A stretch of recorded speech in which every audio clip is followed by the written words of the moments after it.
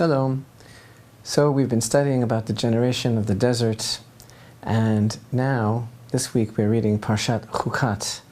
And 6 Torah portions into the book of Numbers, we've been speaking so much about this incorrigible generation, and after the trauma of the incident of the spies, after last week's confrontation with Korach, that unbridled hubris, we may really have a bad taste in our mouths. We may really have the impression that this generation was that incorrigible, that this generation was just so contradictory and so full of missed opportunities. And we may have, God forbid, a very negative impression of them. Again, especially after Parashat Shalach, the debacle of the spies, Parashat Korach, with that confrontation, the overall impression that we have is of a generation that was unappreciative, that was constantly trying God, that was constantly failing in tests of faith. But we mustn't forget that this generation was the highest of the high, literally described as human angels. They were people on such a sublime level of spiritual perception and closeness to God. It takes a real man to eat the manna, which is called man. It takes a real accomplished, powerful personality to be able to digest that spiritual food and remain on your feet. It was a constant test. These are the people that drank from the well, the water of the well of Miriam. These are the people that heard God's voice at Sinai. These people were massive, staggering personalities, intellects, souls. Yes, they had many, many faults, as do we all. And this is one of the incredible ideas that the Torah is conveying to us by recording the details of the failings of this generation, especially when we realize that it's really up to us to fix that generation and to be the ones who come into Eretz Israel with our arms open wide to embrace the precious land that God is giving us and to overcome all of the trials. So it's not so simple. Yes, we've seen the dark underbelly of that generation. We've seen the dark side. We've seen a lot of the failings, but we also know, and we mustn't ever forget, that they were truly great. This is what a person is. Up, down, as high as the stars, as low as the sand on the sea. And if anything, when we come to this point, 6 parshiot into the book of Numbers, trying to put a finger on this tremendous force, the generation of the desert, and following through their ups and downs now, can you imagine what they're going through now? They were at the pinnacle of the potential of possibility. They were ready to pass into the promised land when they rose to the miserable failure of accepting the tale-bearing, the evil speech against the land of Israel. And so the decree was made, and they're going to be wandering around for another 38 years in the desert. What was everyday life then? What was it like knowing these great men and women? The women actually were even greater, because the women did go into the land of Israel. The women were not included in the decree, but these great men, because these women were so high that they did not accept the Lashon Hara, they did not believe it. So the women who were older, they went in with a younger generation of men. But again, I digress. That generation, they received that decree. They knew that they would be dying in the desert. And they're just living out their lives still in closeness to Hashem. They're still receiving the manna. They're still living out their lives. They're like totally connected to the Torah from Sinai. And if anything, this Torah portion, Parashat Chukat, really teaches us that we don't know anything. And that takes a lot of humility to be able to admit, what do we know anyway? There's a verse in Psalms that tells us the beginning of knowledge is the fear of God. And that actually is parallel to another statement that our sages make, that the goal of all knowledge is for us to know, for us to realize that really we don't know anything. And those concepts are really totally epitomized by the concept of the parah adumah, the statute of the Red Heifer, which introduces this week's Torah portion. Parashat Chukat, chapter 19 of the book of Numbers, deals with the mystery of the Red Heifer. We call it a mystery because it is acknowledged by the sages of Israel to be the very embodiment of the concept of a commandment that God gives over to Israel, which is beyond the scope of the possibility of human comprehension. Something that we have to accept because God commands it, but the workings of which is considered to be a chok. That's the category of the commandments which God commands us without our being entitled to an explanation. We can still seek an explanation, we can engage in all sorts of speculation and commentary, which is all very beautiful, and which we're actually commanded to do, to beautify our understanding of Torah. But ultimately we have to understand that no human being can really comprehend the principles behind, the structure of, the reasoning of, and the dynamics of the commandment of the Red Heifer, which essentially is the single, universal, exclusive antidote to the restoration of purity that can circumvent the impurity. And these are, again, terms that don't allude to any sort of physical soiling or any sort of actual tangible impurity, but these are spiritual concepts of imbalance. And we're talking here about the tumah, the level of spiritual impurity that is brought about by exposure to death. And the only recipe to counter that strong, invading, and invasive, all-pervading type of impurity is the process described here in chapter 19 of the book of Numbers, the beginning of Parashat Chukat, process of purification through the sprinkling of the ashes of the Red Heifer, with all the details that are involved there.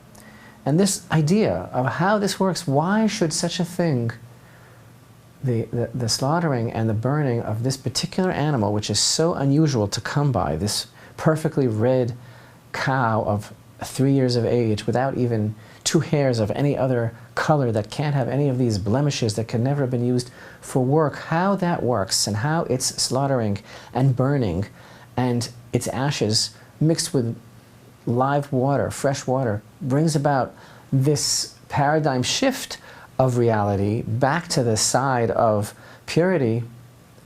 About this, King Solomon, who was considered to be the wisest of all men, dedicated a verse in the book of the scroll of Kohelet, Ecclesiastes chapter 7 and verse 23, wherein he said, I said I would become wise, but I see that it is far from me.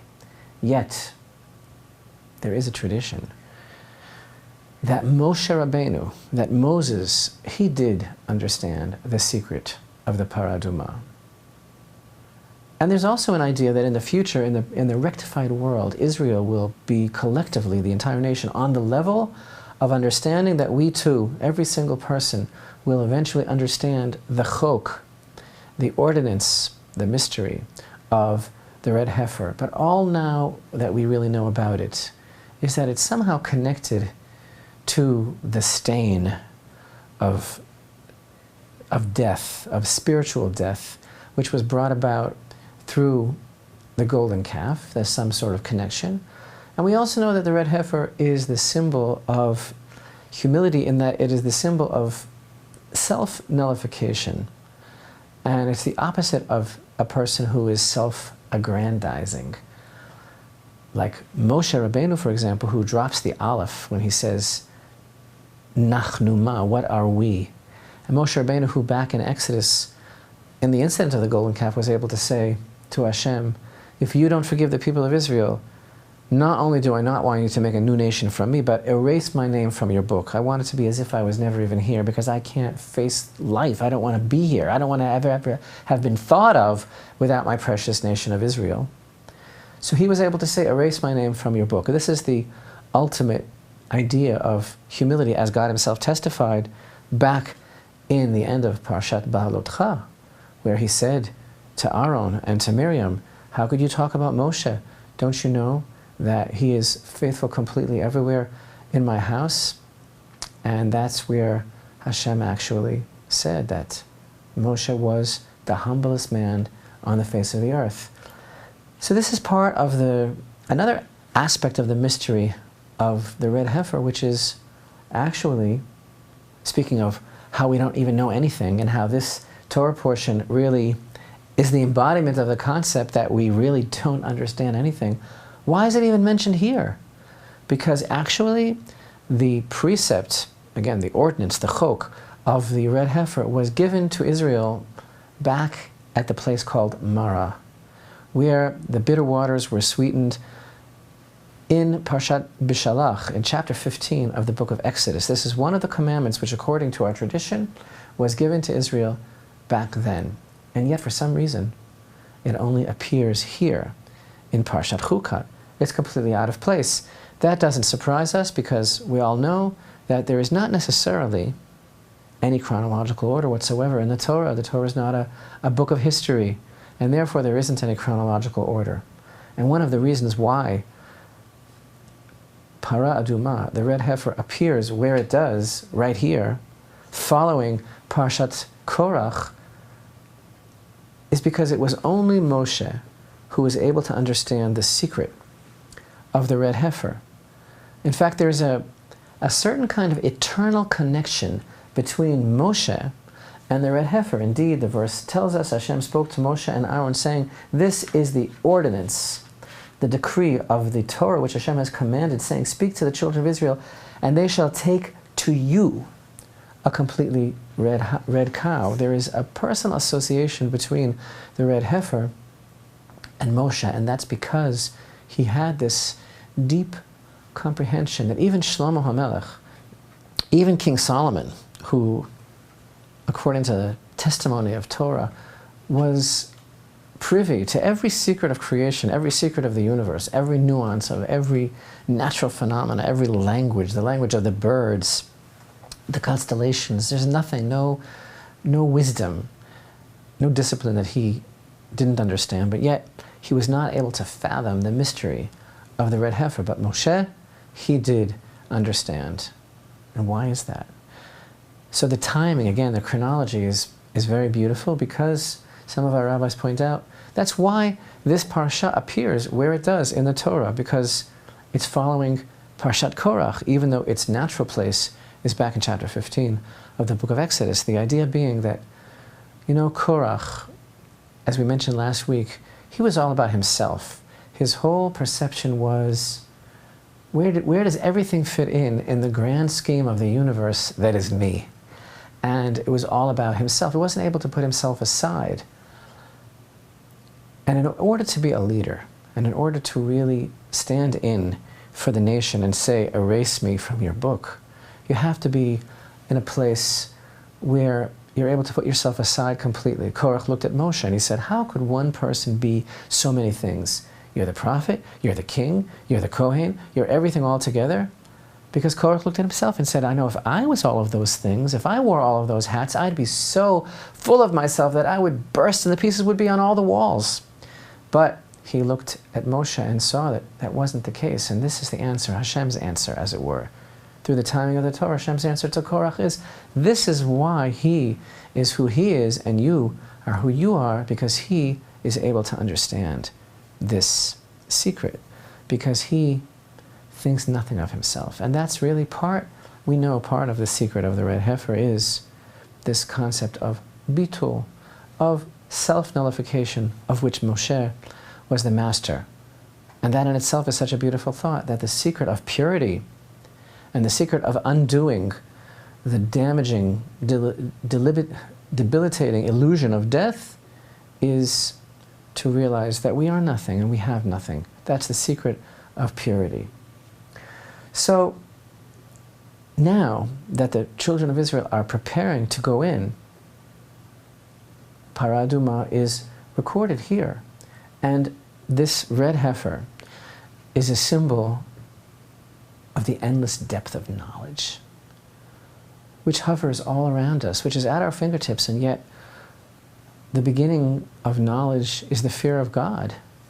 That's all we really have, and the knowledge that we really don't know anything. That's really the paradigm of this week's Torah portion, because there are so many things that are unseen and that we don't really understand. And what a beautiful beginning of this parsha, the decree of the red heifer, which is beyond our understanding. And this parsha seems to be full of death in a way, because it begins with the concept of the purification from death, which is the concept of the red heifer.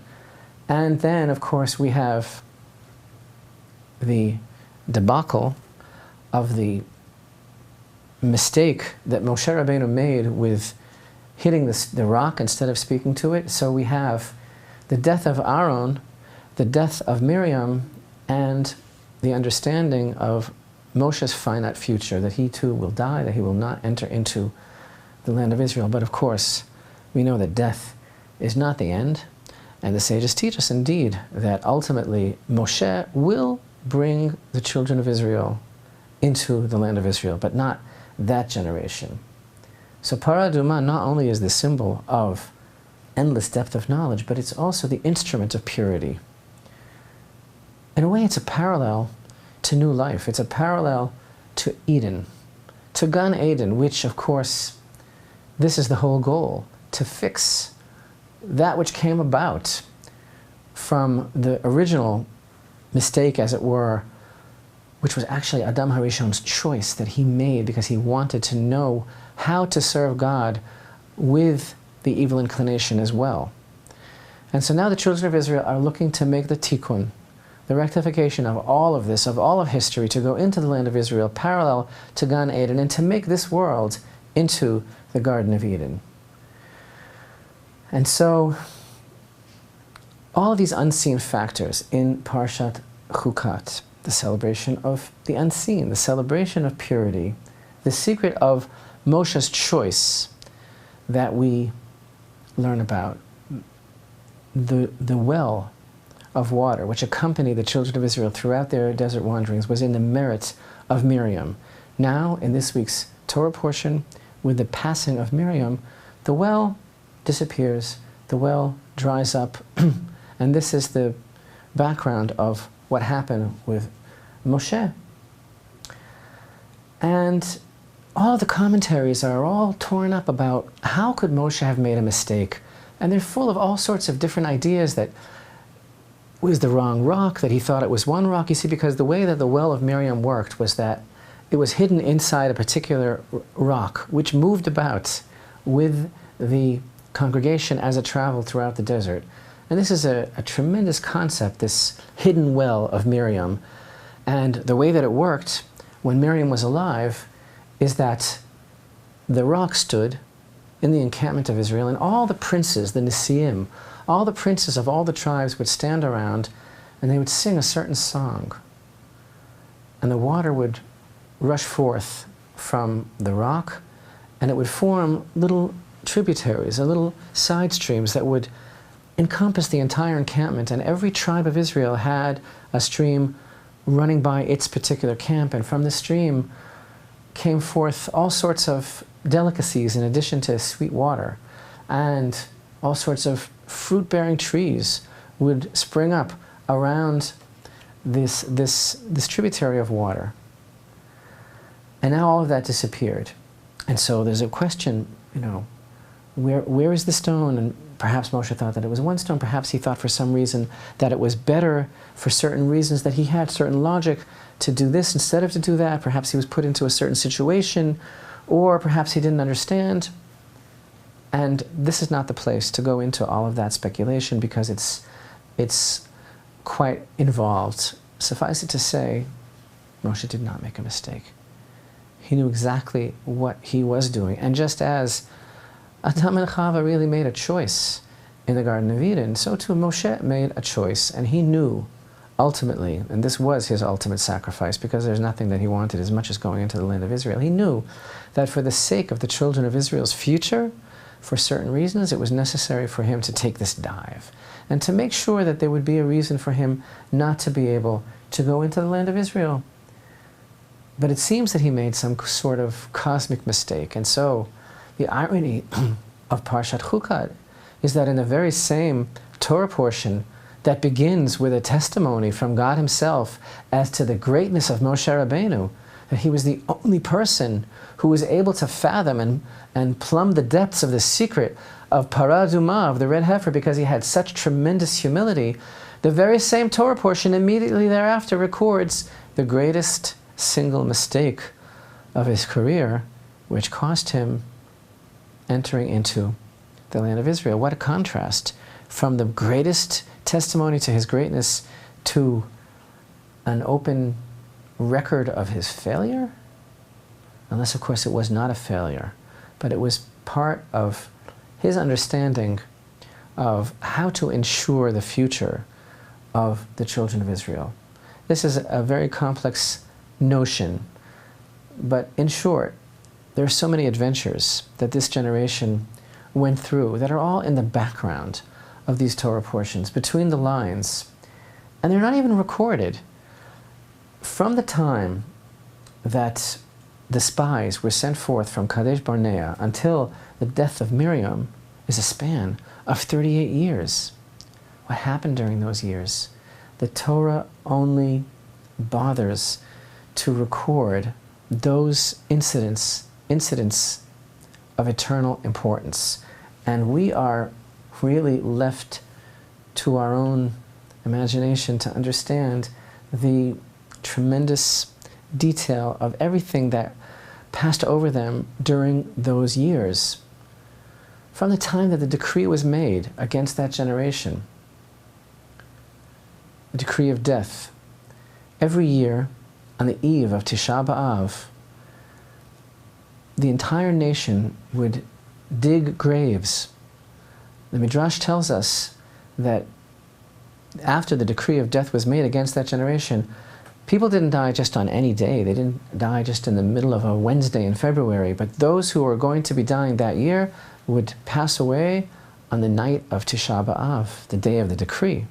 And so every year on the eve of Tisha B'Av, the entire nation dug graves, and that night, the night of Tisha B'Av, the destruction of the temple, all the males that were of age, that were involved in that terrible sin of speaking Lashon Hara against the land of Israel, would sleep in the grave. And in the morning, Moshe would pass through the camp and make an announcement that all those who are still alive should rise up and join the rest of the nation, and the others were buried there, in the very own graves that they dug, which they had already dug when they accepted that terrible speech against the land of Israel. Imagine what goes into this. Imagine the scene every year of all of those tzaddikim parting from their families. Imagine the paperwork of seeing to it that all of their affairs were in order, and then saying goodbye. And then the next morning saying hello again and having a wonderful reunion for maybe another year or more for those whose time had not yet come.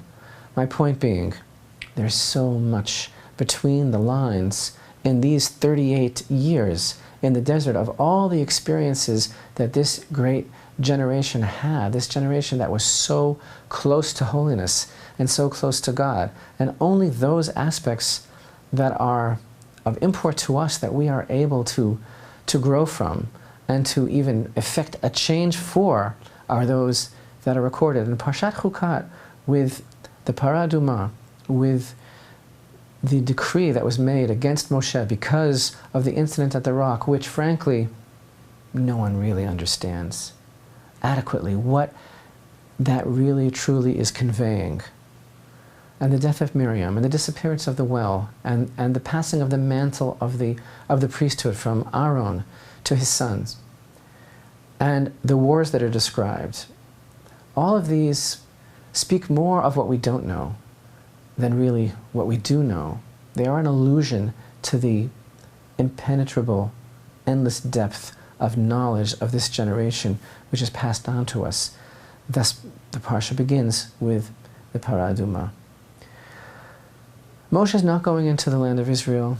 His first order of business after he's told that is his message to the nation of Edom, and he does not shirk his responsibility to the nation. Aaron's death, Miriam's death,